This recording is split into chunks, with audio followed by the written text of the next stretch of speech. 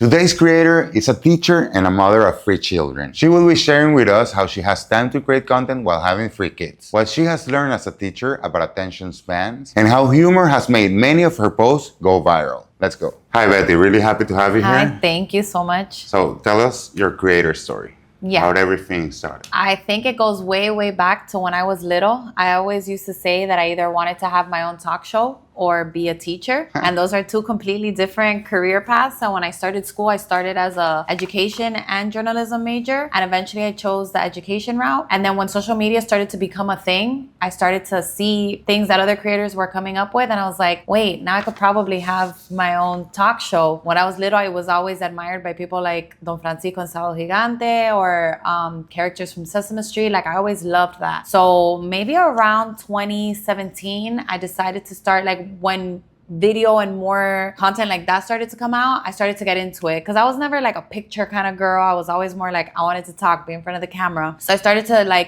dip my toes in it. But my consistency and finding my voice, all of that came around maybe the end of 2021. And I would say that's where my growth as a creator started to happen. I did have a few viral videos before that, but my consistency and my true creator journey, I think, started around end of 2021 when I found my niche, when I found my voice, when I found my place. Professionally, you study education, Education, right? Yeah, I'm a teacher. I'm an early childhood special education teacher. I've been in and out of the classroom for the last 13 years. I did 6 years at the University of Miami, where half of my job was making videos for teachers. Oh, wow. So when they were looking in the staff, okay, who wants to be the face of the talking videos? And I was like, me, I want to do it because I've always liked that. me. So I've always liked that. So I got to dabble in, lights and set and production. And I always loved that part of my last job. So when you were this little girl, yes, you were the one the extroverted girl. Yes, hey, I want to do everything. Always, yes. On theater and on, yes, how to say, on school plays, hey. I was never shy for any of that, yeah. I was going to ask you, how does teaching has influenced your content creation? After I had that job at the university, I took 2 years off to be with my toddler. And then I, by the grace of God, found the job that I'm in now because I always said I would never go back to being a teacher. And I got this job where I'm back in the classroom and I just got inspired by things that would happen to make the funny videos. Because that's one thing about me. I'm always the funny one, the jodedora. I'm always the one cracking jokes. So through being a classroom teacher again, I see everything as a comedy, a joke. I go on my normal day life and it's funny how humans act this way. So as a teacher, I started to see those things and decided to make content about those things. So how it influenced me was picking up on things that I thought were funny and relatable and ways to connect with other people. And that's how I started making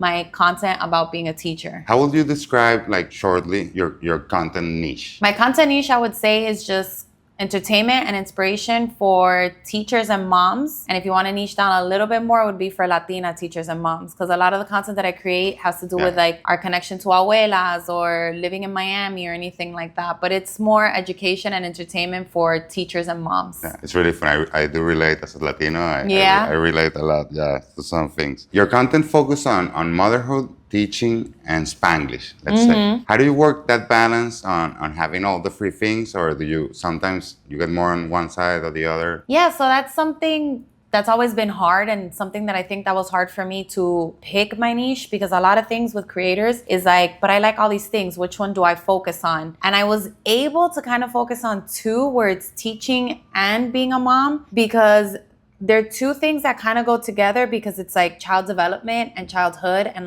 totally. Working with kids. And there's a lot of moms that are teachers and a lot of teachers that are moms. So it's not like I tried to combine 2 likes. I like fishing and I like 2 completely different things. These kind of blend together. So I was lucky in that aspect. So I try to do a little bit of both. If right now somebody told me pick one, just pick one, I don't know that I'd be able to. But I think there were 2 that were easy to merge together. Amazing. I think if you're a mom, by default, you're a teacher. Yeah, absolutely. And if you're a teacher, by default, you're a mom, because those are your babies. I call my students my babies. So what happened, or in which moment you realized this is more than a fun stuff? I'm going to put more time and effort to this. I think when I started being more consistent, that my videos started to get a lot of traction. And when I started to really niche down and find that voice of like, I'm going to combine my Spanglish and my mom and teaching stuff. I think that's when I started, and my videos started to like, all of them were doing really, really well. That's when I started to be like, okay, let me learn the business side of this and let me switch this into how can I make this a little bit more than just being funny and posting it online. Yeah, like a business. Like, yeah. Okay, I'm going to turn this and I'm professionally. and I'm still learning that aspect of it. But it was when I really started to like, okay, this is my voice. This is what I want to talk about. This is what I'm going to do online. That's where that turn came. Let's talk about how you come up with ideas, because a lot of people, they say like, how can she post so much and all the content, it's like really good? Do you burn out? Or let's talk about your process of ideation and how do you think, okay, that this is what I'm going to post next?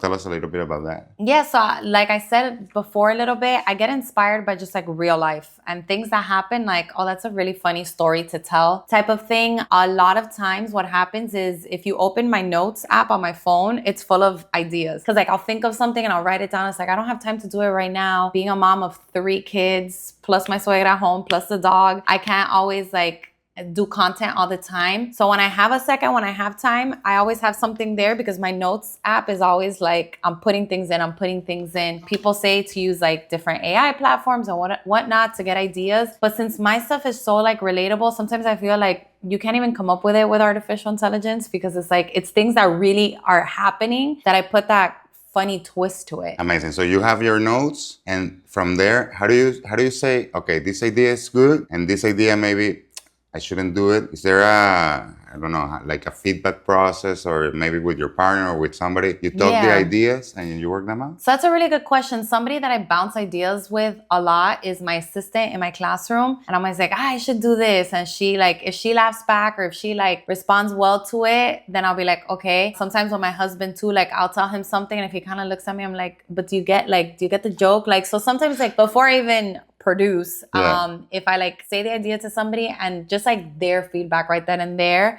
I don't have a team for this. It's literally just my assistant or my best friend or my husband are the people that I usually like, oh, wouldn't this be funny? And then just based on that one person's like, and sometimes you write something down. And one reason why the notes app is so big is because sometimes I'll think something is really funny in the moment. And then later when I'm like, I have time, let me see. And I'll be like, that doesn't really make sense anymore.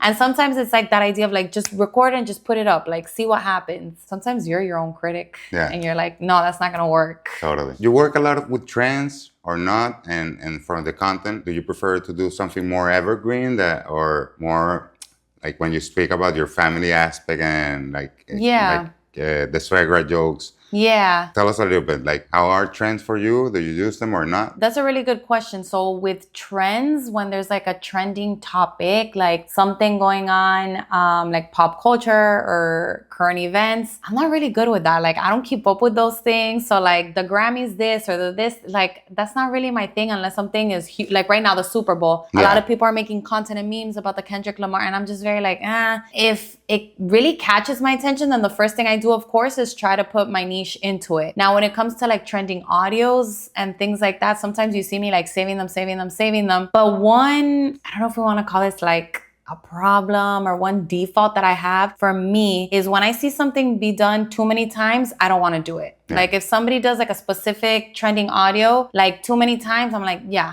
se hizo. Like that's past. Oh, joking about going to Target and spending all your husband's money. Like, okay, that's been done 1,000 million times. So with trends, and I mean in general, I'm like that when it comes to fashion, when it comes to anything with birthday party themes. When I see it be done too much, I don't want to do it anymore. Yeah. So that's kind of my take on trends. What would you say have been your biggest challenges as a creator? I think my biggest challenge is figuring out the business side of it. Like figuring out, like you see people online, like they're making 6 figures, they're leaving their jobs, they're doing this, they're doing like that part. I'm going to be 100% honest. I haven't figured out that last little step yet, like how to completely switch my career and only focus on this. I think that might be the biggest challenge because honestly, for me, creating the content I love, I'm not shy when it comes to being in front of the camera. I don't care about the negative comments. I know how to deal with all of that. Like I think I'm strong enough. Like, I do get negative comments and like, esa cosa that like, they don't bother me. So I think the biggest challenge, when you ask me what's the biggest challenge as a content creator, for me, it's like turning this into a lucrative, my only job focus. What would you say? Can you tell us a little bit of how your audience is located? Like which countries are your top? Because even though you talk a lot to Latinas, like almost all the content is in English. So Yeah. So I would say the majority, like when you go into my insights, the majority is Miami. And then since Miami is so big, and you know how it'll break it down by like city, it'll be like Miami 90 something percent. And then it'll be like Kendall, which is just another neighborhood here. And then it'll say like Palmetto Bay, which is also another neighborhood here. And then like after it names like a couple of Miami neighborhoods, then it'll say like New York, Orlando, New Jersey. So it's still places where there's like big populations of Latinas, all in the United States. Every now and then it'll go up like a 0.2% in like Mexico, but it's mostly United States and mostly Miami. And would you say from your feedback or comments or your community, is it everybody Latino, or being also dating Latin people? It's something that it's on trend like right now. I don't, not on socials, but everybody loves dating a Latino. So would you say most of the people are Latin, or? Yeah, I would say like most of my comments and most of the feedback that I get are Latinos, and a lot of people that have left Miami, that used to live in Miami and don't live here anymore. I would say I do have a handful of followers and people in my community that engage with me, because one of my best friends is from Wisconsin. Yeah. I call her my bestie from the Midwestie, and her friends and some of her coworkers and stuff follow me. But I would say it's mostly Latino women. And Americans who want to understand Latinos, no? Yeah. So what would you say it's your strategy on keep your community engaged? I feel like I just keep going with it. I keep posting and listening to like what they like, and I keep posting what I see does the best. I was talking about this with another creator not too long ago. I am the funny person. I am who people go to for like the funny content. But at the same time, I've been in this field for over 13 years. I have my master's in education. I know a lot about it. I can give TED Talks about it. But then when I go and I want to say something serious or like teach something about education or whatever, those videos always flop. Because it's like, that's not what my community is here for. That's not what people want to see from me. And it's like, guys, I have a lot to say about this. I could teach you a thing or two. So just you've been more time on that than creating content. So. Oh yeah, exactly. So it's like I just listening to the audience, seeing the comments, seeing what does well, and giving the people what they want. What would you say has been the most rewarding thing that creating content has bring to your life? Something that I love being a creator who's also a teacher is the messages that I get from moms that say like, you've helped me with my kid. You've helped me love my job again. A teacher at my daughter's school told me I was having a really, really bad day, and I went home and I was like ready to quit teaching, and I saw your video and it made me love teaching again. And that to me was like, look, I still get chills. The other day, my husband's friend asked me, because now sometimes when I go out in Miami, I get recognized and people say, oh, I love your videos. And one of my husband's friends asked me like, do you like that? Do you like that people stop you so much? And I said, honestly, the reason that I do is because when people are stopping me, they're telling me such positive things. It's always like, your videos make me laugh so much. My mom's a teacher and I send her your videos all the time and she loves it. So it's like that, like, I know that I'm making people feel good and I'm making people happy. So like that feedback that I get, it's like, you're welcome. Like, I like that I could do that for somebody. No, and for sure they bring amazing stories that you would never ever think yes. of it. Yeah, that's true. And all the stories of things people didn't tell me, like, yeah, you're right. Right now we could say the biggest currency in the world is attention. Yes. Right? So I'm really eager to know if adults have this part of attention, like kids have this. Yes. So how does kids, or what have kids taught you to create better content? Oh, that's a really good question. And this is like one of those topics that I say, like, I can give a whole TED Talk about this because kids' attention spans have gone down a lot. So that's a really good question, because my next step is I do want to create content for kids on YouTube. And I'm going to tell you right now that something that has stopped me for a really long time is that, like, how do I hold and maintain their attention for so long? And sometimes I catch myself like talking really, really, really fast in a video because I'm like, I have to say it before like the people and then I have to tell myself like, okay, slow down.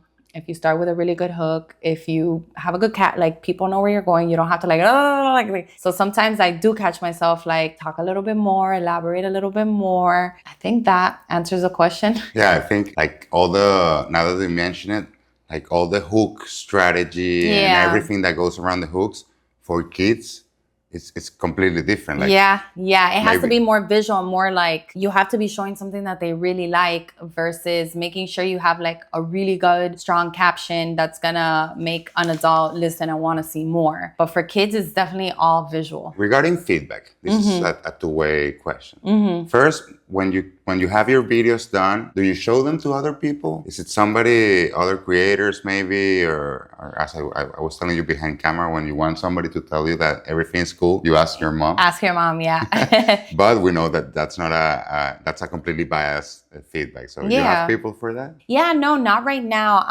Even in college, I was always like, one of my flaws in college is I would write the paper and I would send it without even reading it. And I catch myself doing that sometimes with my content. Like I'll make the content, I'll add it, and I'll just like literally like post it. And then after I'll be like, oh, maybe I could have done it like this. Maybe I could have said that. Sometimes when I am recording something at home, if I don't feel rushed or anything, maybe I'll show my husband. I'll like be watching him to see how he's reacting to it, to know like, oh, his eyebrows raised in that little part. Maybe I should edit it more.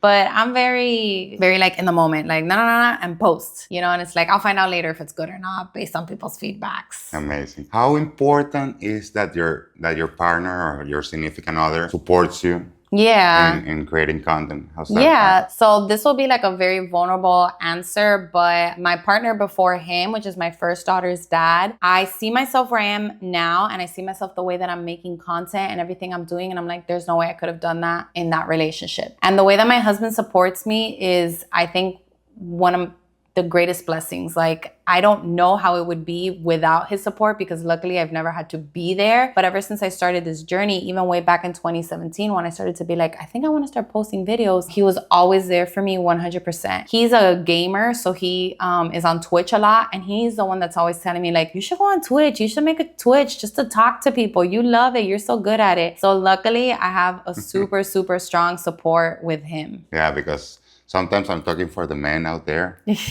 Like, you don't see him on camera that much, but I guess that he's for everything, for the planning, for holding the camera, for the lighting. Yeah, and he's learned my style too. And like one video that went like pretty viral recently that I posted with him, I had him be like my extra. And so I was just like, just lay here, just do this and just sit there. And he didn't even know what I was going to do. And he just went with it. Porque me sigue la corriente. And he's like, okay, whatever she says. Regarding the feedback from your followers, like how do you handle the good things and the bad things? Yeah, so the good things, of course, it hypes you up. It's like, okay, they like it. They want to see more of it. They relate to it. Because sometimes some of my videos are so niche, like so specific about like a very specific Miami thing, that when people are like answering like, oh my God, yeah, me too. Oh my God, my abuela too.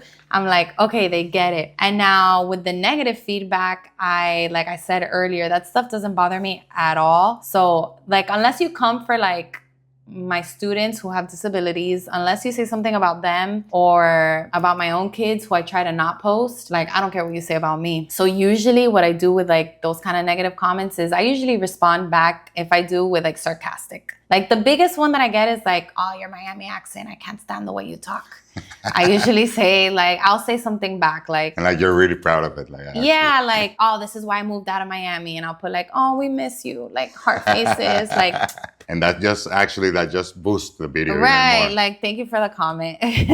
Besides your content path, you have 5 books. Yes. For kids. Yes. How does content help you with those books? That is one thing that I've turned to ChatGPT for, like, how can I connect my content to my books? Because like I was saying, my books is that degree, master's education part of me. Sometimes it is hard for me to, and I do get in that slump of how do I advertise my books in a funny way? And that's kind of like my Q1 of 2025 goal, is to promote my books more. Like I find myself promoting so many other products, so many other brands, that I'm like, okay, no, you have something else to sell. And the same amount of time you spend thinking of a funny video for this product, do that for your books. So most of the time when I have promoted my books has been very like educational, very like, children must know how to do this, this, and this by this age. It's recommended, And then those are the videos that they're not so interested in.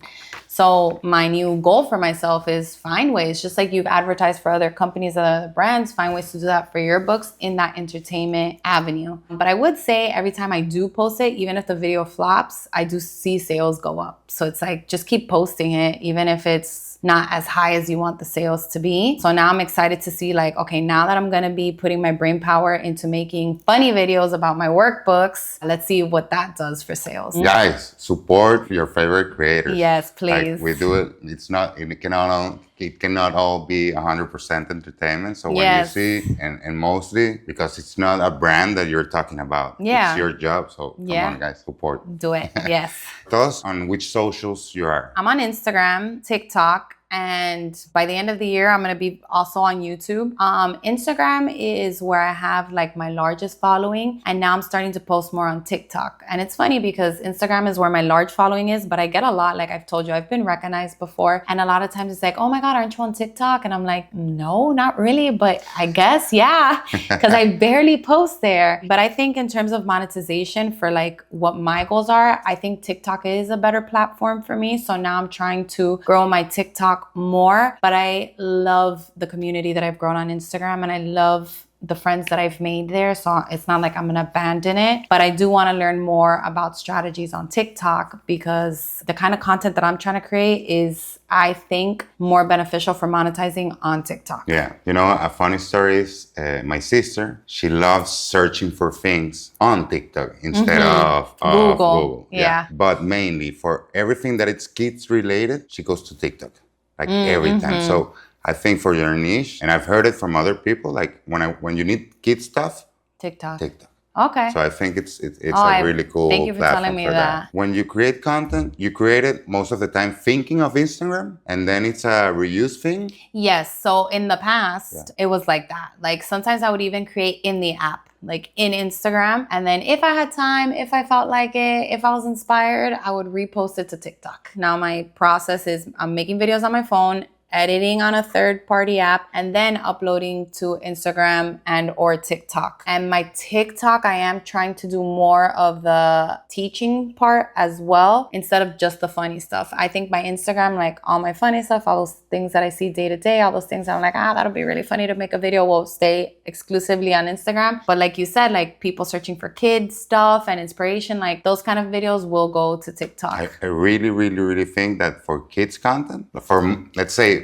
for moms that are looking for kid things, TikTok, I think it's the target. Thank you for telling me that. So we'll see what happens with that. Hey guys, just a quick break. If you want to learn what works and what doesn't in your content, you can test your videos and get real feedback from other creators on Growith. Download the app today and start improving. The link is in the description. Now, let's get back to the video. When it comes to brand deals, do most of the brands ask you only for Instagram or only for TikTok or both? Yeah, so up to now, I've always gotten requests for Instagram videos. Like I said, I was very loosely on TikTok. Like I never took it seriously. It was just there as a placeholder. And the other day, maybe a month ago, is that I learned that TikTok also has direct messages. Like I had no idea that there was DMs in TikTok. Like that's how much I never used it. And when I went into the DMs, I did see a few brand things. I was like, oh. And one brand that I've worked with on TikTok had messaged me, on Instagram had messaged me on TikTok first. So I was like, oh my God, I never saw this message. Good thing they also reached out on Instagram because that's where I saw the message. But, and even in my media kit, how I have it right now is like my prices for Instagram. And it's like, I'll repost to TikTok for free because just to like start using my TikTok more because my engagement, my following, my metrics there are a lot lower than Instagram. This is like a conspiracy theory that I've heard. Do you post things first on Instagram and then TikTok, or TikTok first and then Instagram? Up to now, it's been first Instagram, then TikTok. Now, if you want to get really technical, like I've seen when I post to TikTok first and then try to post it to Instagram, the audio is super glitchy. That's why now I'm trying to do most of my videos outside of the apps and then like edit them how I need to for each app. But what's the conspiracy? That you should post on TikTok first? That if you post, like, you know, on TikTok, you can put your other socials, right? So TikTok knows Yeah. that you have an Instagram account and they Yeah. know your handle. So they get like jealous Yes. that if you Yes. post first on Instagram and then on TikTok, you get less engagement. Okay. Yeah, and I also know like that also has to do with like the watermarks. Like if you leave the I watermarks. know, you should Yeah, never do and that. the other day, just to like test it, I had made a video on TikTok first that did really, really well. So I was like, let me post it on Instagram with the watermark. I was like, let me just do it to see what happens. And on Instagram, that video blew up with the TikTok watermark on it. And I was like, it was a glitch in the matrix, but we're going to leave it there. We have to talk about coffee. Oh, yes. Come on. We've been talking for minutes. Yes. You're like Did you make me some? No, sorry. It's sorry. okay. It's okay. You killed me on camera. Okay, no, that's okay. What's that? What's that passion of yours? Yeah, so that was the video that blew up on Instagram, was the how to make Cuban cafecito. Yeah. I had first made it on TikTok and I was like, let me put it on Instagram to see what happens. Blew up on Instagram as well. Cafecito is just one of those things that I love. Like, it's part of my life. It's part of my daily routine. Look, even to come here to be on camera, I forgot to put makeup on. Like, I'm not a makeup person. So all those like get ready with me videos, I'm like, hi, but I'm not a makeup person. Like, I would love to have something like a time during the day where I talk and I'm like doing something and people could talk, like that FaceTime kind of video. I'm like, but I don't do makeup. Plus, if I do it, I don't want people to tell me that I'm doing it wrong because it's not my thing. So your get ready with me is get coffee with me. Is make coffee with me. So I was like, what? So one day I was like, what do I do every day that I don't mind doing? And so I started making my cafecito. So I called it Café Yap, coffee and yap, since that's a trending word, right? There's a word that I'm using that's trending. And then people started asking like, why aren't you putting so much coffee in the greca, like this? And then that became like a whole thing, like, oh, because I'm making it Dominican style, not Cuban style. So instead of like, watch me do my skincare routine, which I don't know how to do. Watch me make coffee, which I do know how to do. I do it every day. It's something I love. I do it 2 and 3 times a day. So that's how that became a thing. I'm a coffee lover also. Yeah. Like, and for me, I would probably, if you're putting makeup and so on, maybe I would not get that much attention. But when you bring out the greca, I'm like, what is she doing? Yeah. There was one video I wanted to ask you this. This is more for me, personal knowledge. Okay. Selfishly, what is it so special? I really love Cuban coffee, but what is it so special? And why do you always play with Dominican versus Cuban? Okay, so I'm Cuban, my husband's Dominican, so that's how I learned about Dominican coffee. But all my life, I drank it Cuban. And Cuban coffee is just stronger and like more packed in the cafetera, like, and definitely a lot stronger. Yeah, way stronger. Way stronger. And then Dominican coffee is a lot, when you pack it, you do a lot less. So I get so many comments like, you're not putting enough coffee in. And I have to be like, it's Dominican style, go back and watch it. But I learned to drink the Dominican style because when I was pregnant with my toddler, the Cuban coffee would gross me out. And even the smell of it, I'm like, I can't. And then one day I tried it the Dominican way. So while I was pregnant, I loved it the Dominican way. And then I got used to it. So sometimes it's like, how do I want it? And it's like, it depends who I'm going to make it for. So if I'm just like home with my swag and I'm going to make us some coffee, I'll make it Dominican because that's how she likes it. I think coffee brands are dying to work with you. They better. They haven't reached out yet, but maybe I should reach out. Yeah. I'm very also like maybe not cocky, but I'm very like, if they want to work with me, they'll talk to me. Like, I don't want to do the cold, because then I just get like self-conscious. Okay. No, like self-conscious. Like, what if I reach out to them and then whatever I make sucks and then they end up hating me and then they're like, but you wanted to work with us. Like, I get in my head like that, which I have to get that out of my head. But I did in one of my early videos, I did say how like there's 3 different brands that I use, and honestly, I buy whichever one is the cheapest at the moment. Like, if I go to the store, like el que esté en venta, that's the one that I buy. And then I say in the video, like, I'll tell you which one my favorite one is when they want to work with me. Like, I'll tell you which one I like when they pay me to tell you. Do you see that content creation could be a full-time business in the future? Would you love to do that only, or would you still teach kids? I would love to do it full-time. That's probably the only thing I would leave my classroom for, because right now the classroom, the job, the school that I work with, I'm obsessed. I love them. But I feel like even if I did do it full-time, I would still create my educational resources, work on my workbooks, because that's the mark that I also want to put in life, is helping moms and helping teachers find easy ways to help their kids. That's something that I love and that comes just as naturally to me. So it would be like how Oprah has her own show, but she still writes books and she still does her own little things. Maybe I wouldn't be in the classroom because that's like 8 to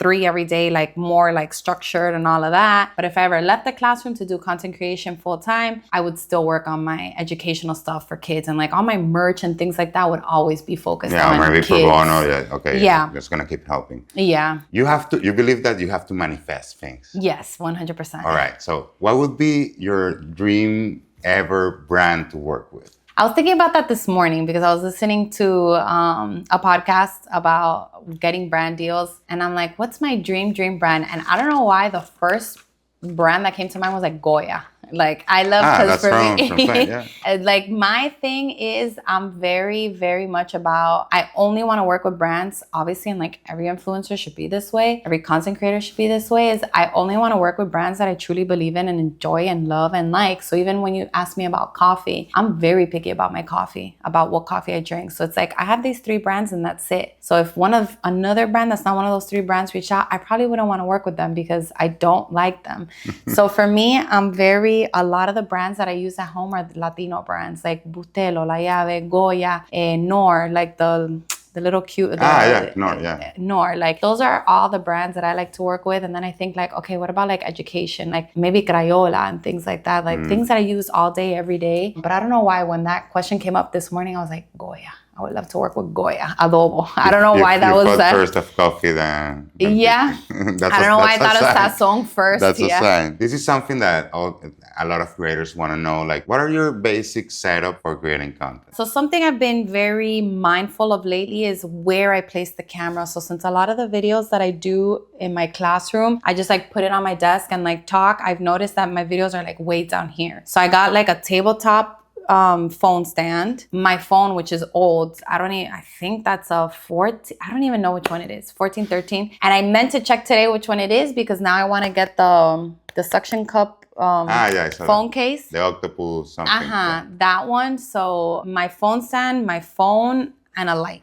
The light that attaches to my phone, like the little clip light. Yeah, nothing special. Nothing special, just that's it. And I know my room in my house gets really good lighting if it's sunny outside, so that. Yeah, you have your special place in your house. Yeah, no? and in my classroom, I have like a certain angle that I like to put it because like the background looks really pretty. I have a tile in my classroom that has like water damage marks, so I'm always like, don't get that one tile. And for editing, what do you use? Right now, CapCut. And like I said, before I used to do it like all in Instagram. Like it was all inside of Instagram. Do you use CapCut Pro or CapCut normal? Pro. And then for like if I want to make memes or like anything, because now I'm making a lot of memes too. Just like still pictures with something funny on it, Canva and Canva Pro as well. Yeah, it's really easy, guys. You see, like $12.99 for one, and CapCut, I don't even know. I think it's $8. Yeah. I also pay for it, but it's been so long, and it's for me, it's a must-have. So. It's a must-have. Yes. All right. If somebody wants to start right now in your niche, let's say, what would be the things that you will tell them or recommend to invest in? Because we already see that the phone, you can use an old one, but I would say maybe, and I think something that makes my videos pop is how cute my background is of my classroom. So make sure you have either in your classroom a cute spot in the background if you're doing the education niche, or at home set up like a fake classroom type of background. But I have noticed that my videos that have that background, they do really well because it's like it's a visual hook. Like it's cute. It looks really nice in the background. So besides phone, just that, it's like you said, it's very, very easy to start. Like people just want to see you and what you have to say. You don't have to go crazy like yet at all. I think there's a lot of people that have 1, 2 kids, and they say, no, I don't have the time. So as a mom of 3, yes, what's the secret of finding time? Yes, I actually made a video about this, how now that I'm a mom of 3, I see people that are mom of 1, and I'm like, wow, you have so much time on your hands. I don't have a secret because I wish I could record more. I wish I could do more. Like I said, my notes app is full of videos that I don't have time to get to. Honestly, that's why I don't do it. It's not because I don't want to, it's because I don't get around to the time to it. So now what I've started to do, I started this last week, is joining the 5 a.m. club. So now I have the 2 hours before I have to get the kids up for school, because no other time in the day was working for me. And I'm a late owl. I like to stay up late. But once the kids are asleep, I'm exhausted. Like my battery is drained. That's when I just want to sit down and tune out. Like no matter what I do, I don't have the brain power to sit and record. So now I'm like, you know what? If I can't do it at night for the 2 hours after they go to sleep, let me give myself 2 hours before they wake up. So now I'm starting to wake up early and do the content then. And also, and don't tell my administrator, but I do a lot of my content during planning period. So it's like, just set it up, do the thing, laugh, whatever. And, but they know. This is a special question that I have for you.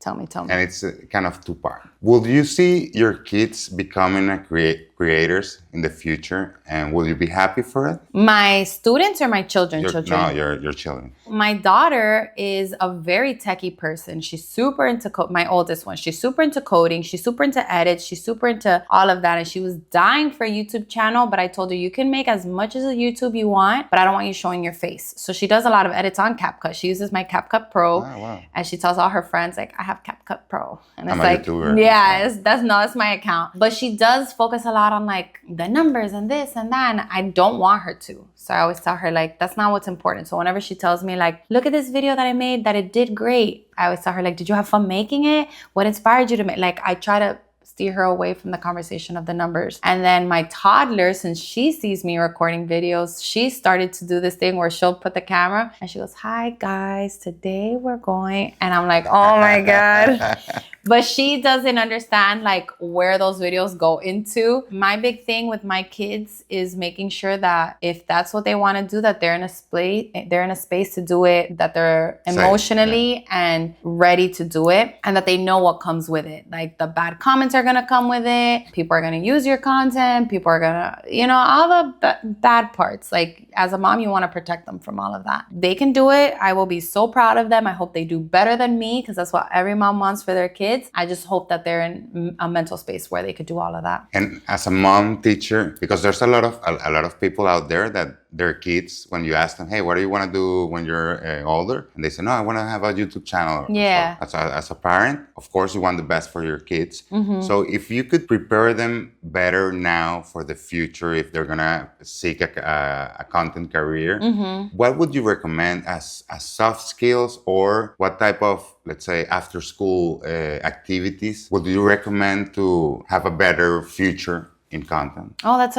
a really, really good question. So my daughter, like I said, she's like into the techie part of all of that. So I have her in a coding club. That's like her one extracurricular. She's not athletic at all, God bless her, but she loves all the tech stuff. So I have her in a coding club. I would think maybe preparing children and like, what part is it that you like the best? Like, do you like talking in front of the camera? And I think that kids are too young to know their voice, to understand. And I tell my daughter all the time, like, one day you're gonna thank me for not letting you. Because I look back on videos that I made when I was little, or pictures or whatever, and it's that thing of like, how embarrassing. And I think like, thank God that the world didn't see this. So even though kids give consent and like, yeah, you could put up the picture or whatever, it's like, you don't know who you are or what you want till way later. So if the child is really good at acting and stuff, okay, let's talk about your acting skills. Let's perfect your acting skills. If it's more like they're very personable, like my daughter's like me, she could talk to a plant. Yeah. Both of my daughters.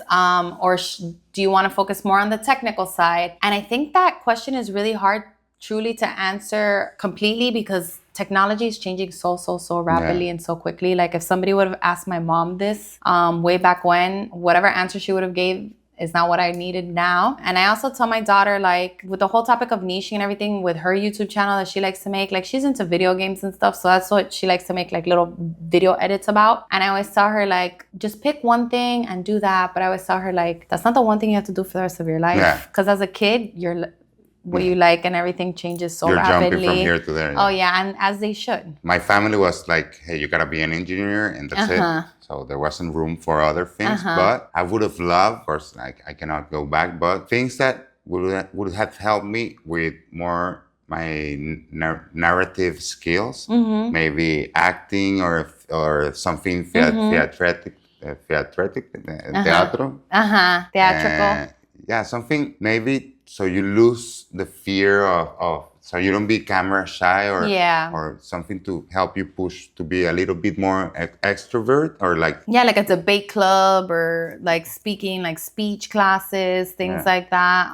That's a good point you made. I never thought about it that way because that's something that comes so naturally to me. That fear of talking in front of camera, like, so I never thought of it as like, but that is a challenge that a lot of people have. So if you have a kid that's telling you like, oh, this is what I want to do one day, it's like, okay, well, you're going to have to get rid of that fear. It's like if a kid tells you like, I want to be a doctor, but they're grossed out by blood. Yeah. It's like, okay, well, first, let's get over this first. What would be your best piece of advice for other moms or teachers out there that want to start creating content? What would you say to them? Find your voice as a teacher or as a mom. So what kind of mom are you? What kind of teacher are you? Because even though I tried to fight it for so long, you do got to sort of not niche, but find your voice. So for example, working out is something that I love to do, but it's not something I talk about because I don't see myself as like the fit mom type of thing, even though I love the gym, I love running, but it's not my place to talk about it. I don't know. Like, it's not like where I feel comfortable. So find what you feel comfortable talking about. And if you think it's nothing, there is something. Whether you're a mom of two, whether you have a child that's gluten-free, if you're going through the process of moving, you're a military mom, like you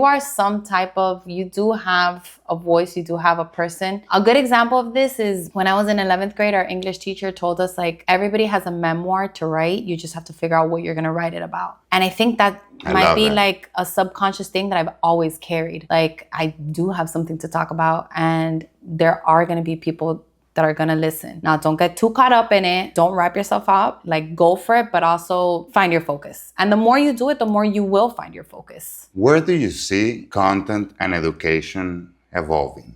Oh, that's a good one. So I've seen a lot of like teachers doing assignments, especially high school, like create a meme as if you were one of the people signing the Constitution in 1777. So wow. Teachers are bringing in what the kids like to make kids create content as part of assignments. I see it one way like that. I also see it as a lot of content creators that are creating content for kids. That's going to be used a lot. Like the Miss Rachel, the Aprende Peques, like all those kind of channels are going to be used a lot more in classrooms. And it's just such a good way for teachers to connect. This is what I'm doing in my classroom. These are the kind of kids that I have in my classroom. This is what we do. I think that's the best way to answer that. Yeah, because I think you cannot fight the world. Like it's going there. And yes. We've seen that everybody that goes against those trends or those flows, most of the time they don't hit it correctly. It's really hard. It's really hard to go against it. As a mom, I've tried to like